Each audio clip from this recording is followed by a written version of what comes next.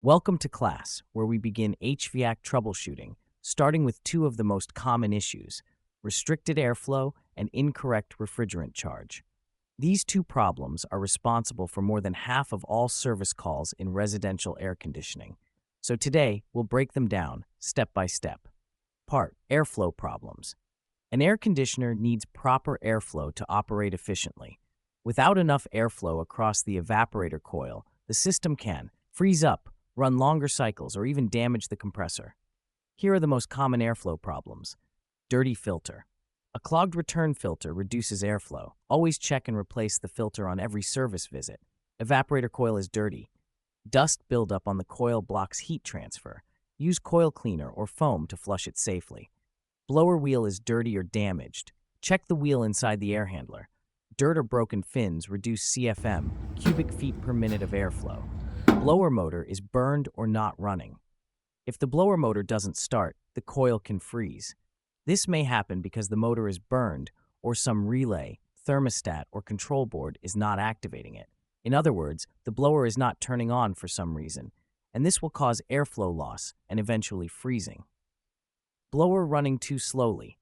Sometimes the blower tap is set too low for the unit's capacity. This limits airflow across the coil. Always verify speed settings and motor amps. Flex duct, crushed or kinked. Inspect ductwork carefully. A crushed duct, especially in the attic, can completely choke airflow to one or more rooms. Return duct too small, incorrect sizing. An undersized return duct creates high static pressure, reducing airflow. This often causes the evaporator coil to freeze, even if the rest of the system is clean and charged properly. Supply duct bottleneck or blocked vents. When air can't exit properly, especially if several supply vents are blocked or closed, you may get condensation or sweating on the ductwork near the outlets. This is a common complaint in summer. Closed or blocked supply vents. Homeowners often close vents thinking it saves energy. In reality, it increases static pressure and shortens equipment life.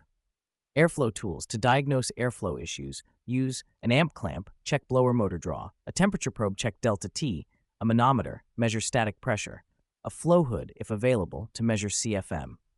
Target temperature split, delta T, between 18 and 20 degrees is ideal. For example, returning 70°4 use, supply equals to 55 Vatula. If your reading is below 16 degrees or above 23 degrees, start troubleshooting. If delta T is too low, coil might be dirty, system may be undercharged, blower might be running too fast, duct is leaking, or airflow is bypassing the coil. If delta T is too high, coil might be freezing, blower might not be working, airflow is restricted, system might be overcharged or running in low ambient. Part 2. Refrigerant charge problems.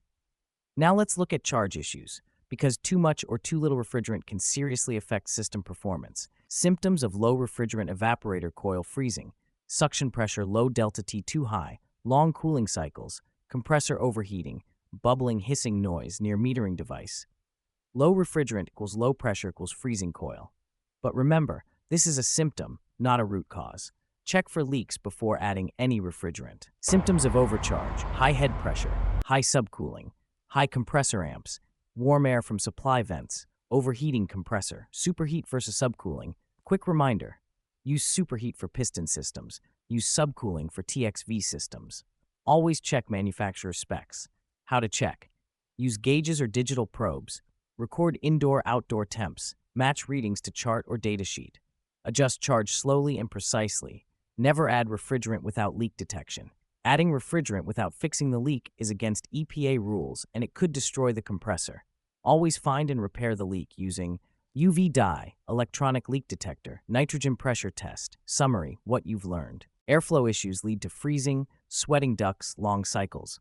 Dirty coils, filters, and duct problems are common causes.